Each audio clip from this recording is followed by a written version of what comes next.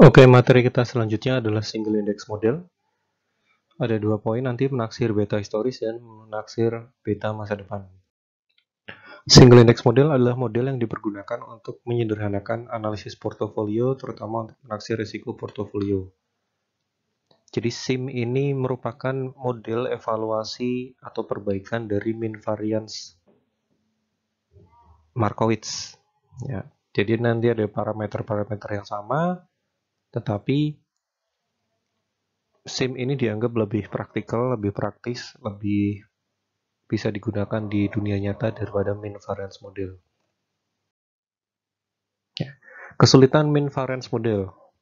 Mean variance model memerlukan penaksiran matriks koefisien korelasi return antara pasangan-pasangan sekuritas untuk menaksir risiko portofolio. Jumlah korelasi ini akan menjadi sangat besar apabila jumlah sekuritas dalam portofolio cukup besar. Ya. Kemarin contohnya adalah saham AB. Kemudian kita untuk menghitung risiko portofolio menggunakan mean variance, kita butuh komponen koefisien korelasi A dan B. Kalau di dalam saham kita ada 3 A, B, C, maka kita butuh koefisien korelasi AB, BC, dan AC. Kalau ada 4, berarti AB, AC, AD, BC, BD, CD.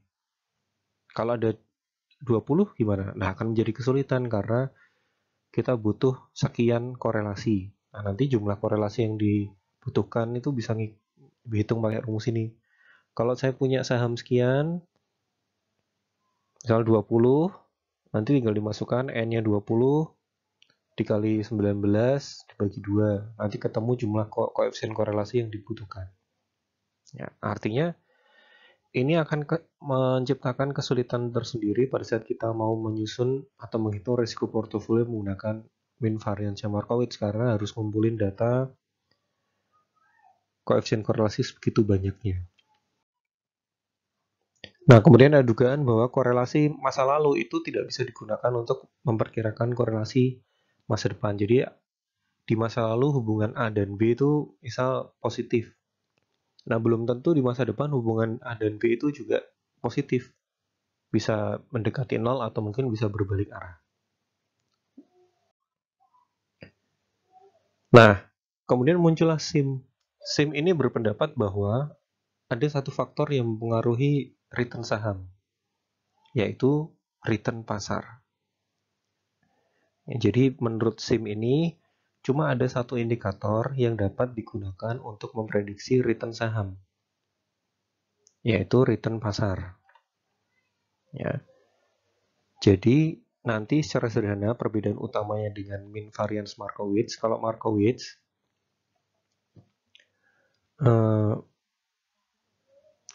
resiko itu kan ditentukan oleh hubungan antar aset dalam variabel dalam portofolionya.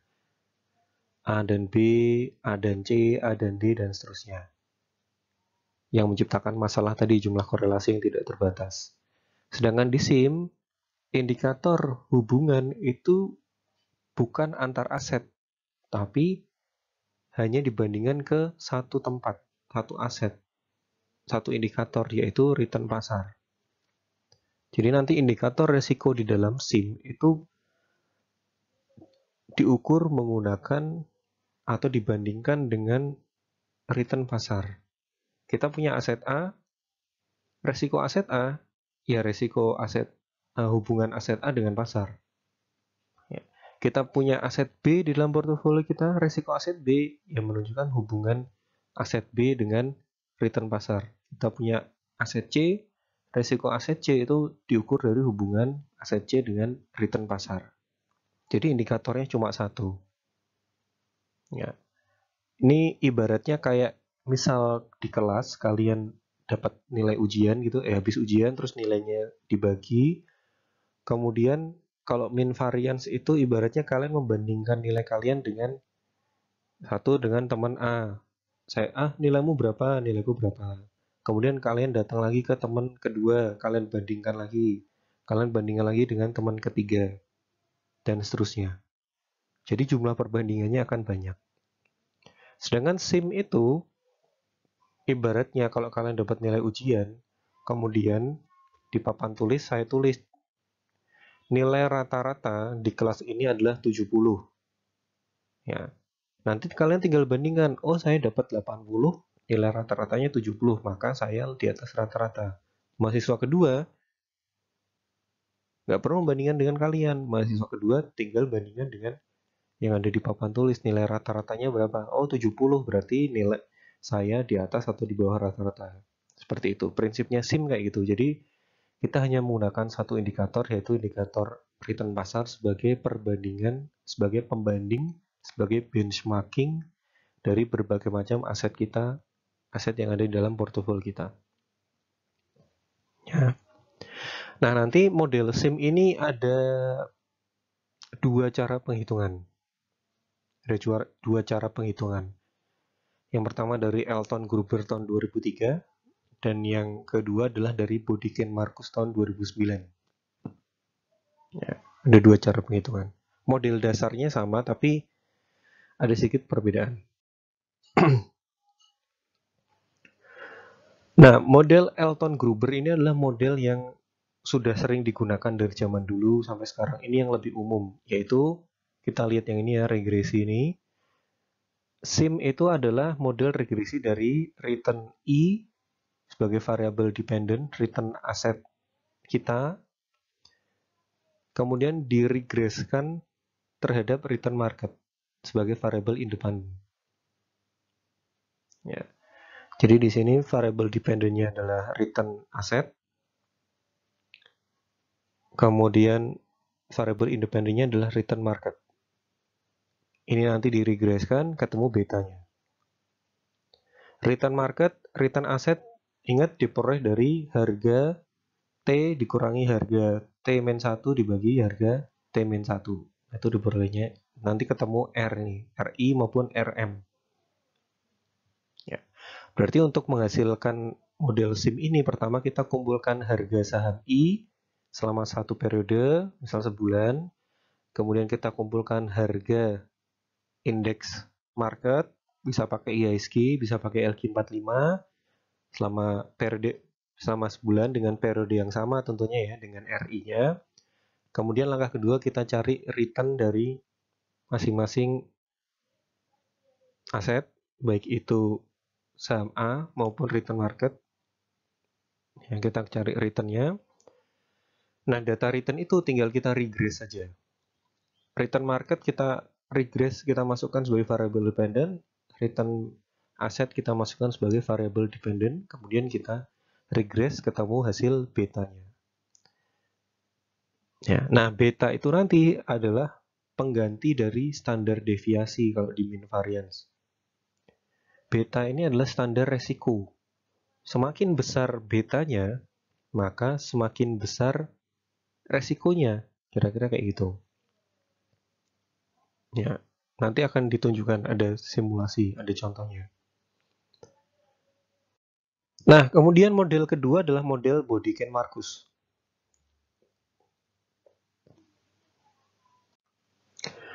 Di Bodiken-Marcus, model dasarnya sama. RI sama dengan alpha I plus beta I plus RM plus E error. Tapi perbedaannya dengan yang Elton Gruber R-nya kan dinotasikan sebagai R kecil kan. Kalau di sini diganti dengan R besar untuk pembeda bahwa R besar ini bukan return tapi excess return. R kecil ini bukan return ya, tapi excess return. Excess return saham I, excess return market. Apa itu excess return? Excess itu adalah dari kata, kalau arti harfiahnya adalah kelebihan. Ya, susuk bahasa Jawanya, kelebihan. Nah, excess return ini diperoleh dari, kalau excess return saham I diperoleh dari return aktual saham I dikurangi return dari risk free asset. Ya, return aktual saham I dikurangi return dari risk free asset. Jadi di sini ada tambahannya, yaitu return dari risk free asset. Kalian bisa menggunakan suku bunga deposito atau BI rate ya. Pokoknya bunga dari aset yang bebas risiko. Bisa taruh sini. Kemudian RM atau excess return market diperoleh dari return market dikurangi RF yang nilainya sama dengan yang ini. Ya, sama. Setelah RI dikurangi RF, setelah RM dikurangi RF, ketemu R besar I dan R besar M, baru itu yang diregres. Ya, baru itu yang diregresikan. Jadi excess return market sebagai variable independen diregresikan ke excess return saham I, kayak gitu. Ketemu betanya. Kemudian ini adalah gambaran bagaimana hubungan atau bagaimana total risk itu diukur. Total resiko portofolio. Total resiko portofolio itu terdiri dari systematic risk atau resiko sistematis ditambah unsystematic risk. Unsystematic risk ini yang kemarin sudah kita hitung. Ya, sudah kita hitung menggunakan mean variance model. Bahwa semakin banyak jumlahnya, semakin besar kecil korelasinya, maka diversifikasi atau resiko unsystematic itu bisa dihilangkan. Ya. Sedangkan yang systematic risk kalau kita lihat di sini kan diukur dari beta portofolio kuadrat dikali variance dari market. Ya. Nah, di sini ada beta. Ini beta yang sama dengan yang kita hitung di SIM. Ya. Beta yang sama dengan yang kita hitung di SIM. Nah, dari persamaan ini bisa kita simpulkan nih, supaya kita mendapatkan standar deviasi atau risiko portofolio yang rendah, maka kita membutuhkan beta yang rendah juga. Ya. Kalau ada aset dengan beta 1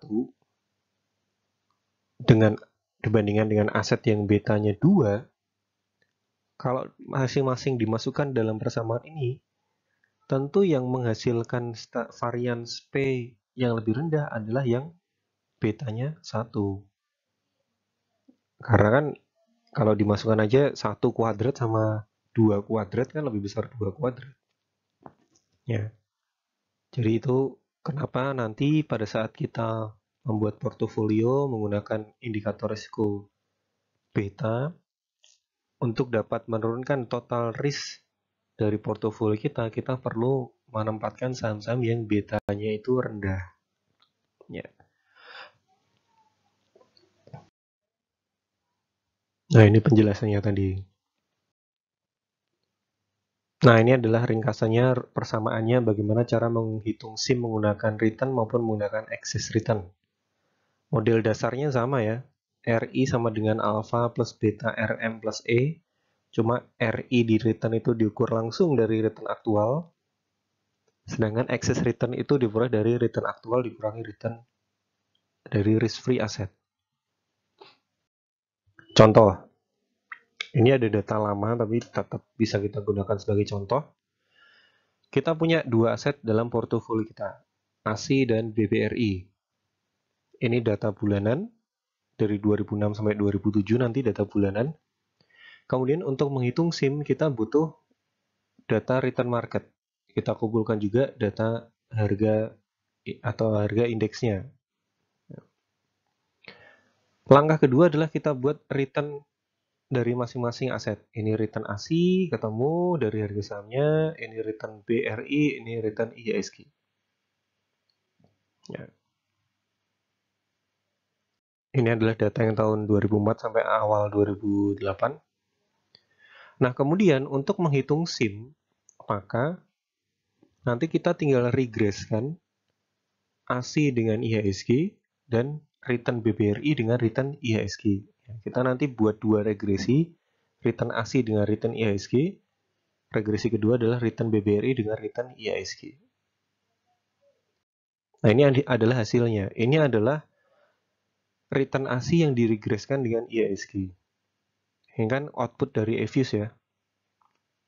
Return ASI-nya dependent, return IHSG-nya independent. Kemudian kita lihat koefisien betanya. 1,48. Ya, berarti ini RAC sama dengan minus 0,006 plus 1,48 RIHSG. Bunyi persamaannya kayak gitu.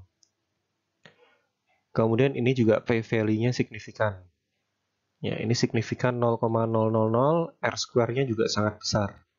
Lebih dari 50%. Berarti ini cukup valid bahwa return market itu bisa mempengaruhi return saham atau return aset. Kemudian yang kedua, BRI, RBBRI, atau RISG diregreskan ke RBBRI, ketemu koefisiennya 1,2, signifikan, adjusted R square-nya atau R square-nya juga di atas 50%. Nah, ketemu kesimpulan bahwa beta ASI adalah 1,49 dan beta BBRI adalah 1,2. Ya kan? Ketemu hasil gitu. Terus informasi apa yang bisa kita dapat? Informasinya adalah ASI lebih beresiko dari BBRI. Yang pertama, ASI lebih beresiko dari BBRI. Kenapa? Karena beta ASI lebih besar dari beta BBRI. Kenapa kalau betanya besar itu lebih beresiko? Karena ingat prinsip regresi persamaan linier, beta itu menunjukkan sensitivitas. Ya, sensitivitas. Sensitivitas variabel dependent akibat perubahan variabel independennya. Semakin besar betanya, maka perubahan variabel independen itu semakin sensitif menyebabkan perubahan variabel dependennya. Contoh, pada saat return IHSG misal bernilai 1, maka berapa return ASI? Berarti return ASI adalah 1,49 kan? Pada saat return IHSG itu 1, maka return ASI adalah 1,49. Pada saat return ASI itu 1, maka return BBRI adalah 1,2,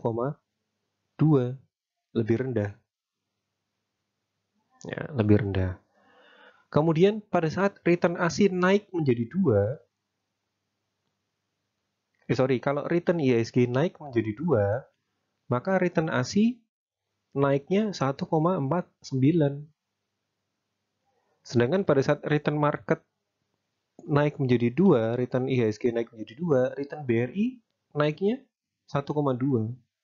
Ya kan?